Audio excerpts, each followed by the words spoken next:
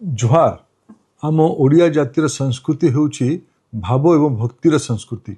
Eighty प्रतिटी परंपरा पछरे लुचि रही है समाज मंगल एक महान वार्ता। जेतेबेले प्रचंड खरारे धरित्री आकुल होई उठे सेतेबेले संसार को सुख एवं शीतलता प्रदान करने को भगवान शिव निजे आगे आसंती। सेहीपर एक अनन्य आध्यात्मिक और सामाजिक परंपरा होउची पवित्र शीतल षष्ठी।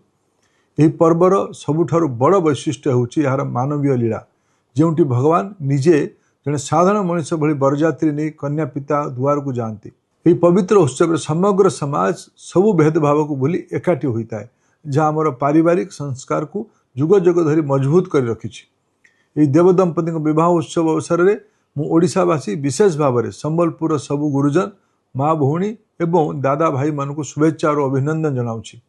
बंधुगण, शीतल षष्ठी केवल एक पर्व नुहे, यह आम ओडिया संस्कृतिर अनन्य गरिमा एवं भावमयी परिचय।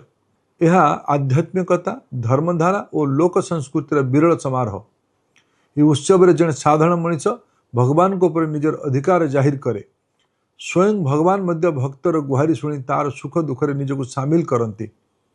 थाल उठा, पतर पेंडी, गुआगुणा, देव निमंत्रण, देव विवाह एवं नगर परिक्रमा भली प्रत्येकटी पारंपरिक रीतिनीति यही पर्व को सारा विश्व एक स्वतंत्र स्थान देछि।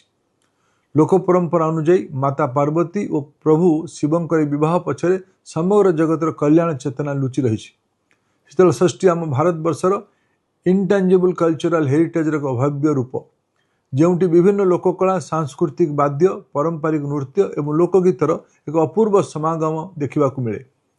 खुशीर विषय, भारत सरकार यह अनन्य लोक संस्कृति को सम्मान दे एक डाक टिकेट प्रचलन करिसेंती। मोर प्रिय भाई और भौणी माने, शीतल षष्ठी प्रकृति को सुरक्षा देवार एवं परिवेश को सबु सुंदर करिवार एक महान वार्ता देउछि। तेणु आसंतु यही पवित्र अवसर आम समस्ते माननीय प्रधानमंत्री श्री नरेंद्र मोदी आह्वान रे एक पेड़ माँ की नाम अभियान सामिल होई गोटे गोटे गछ लगेबा एवं यही जगत को सबुजिमार शीतल करिवार संकल्प नेबा।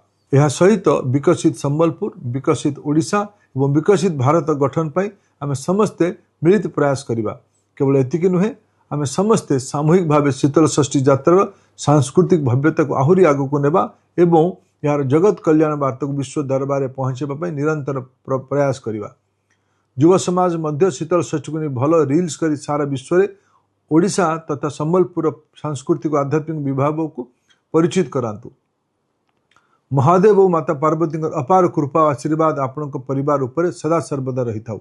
समस्त जीवन सुख, शांति और समृद्धि रे भरी जाओ, यह ही मोर प्रार्थना। आपण समस्त को पुणी थे शीतल षष्ठी हार्दिक शुभकामना। ओम नमः शिवाय। नमस्कार।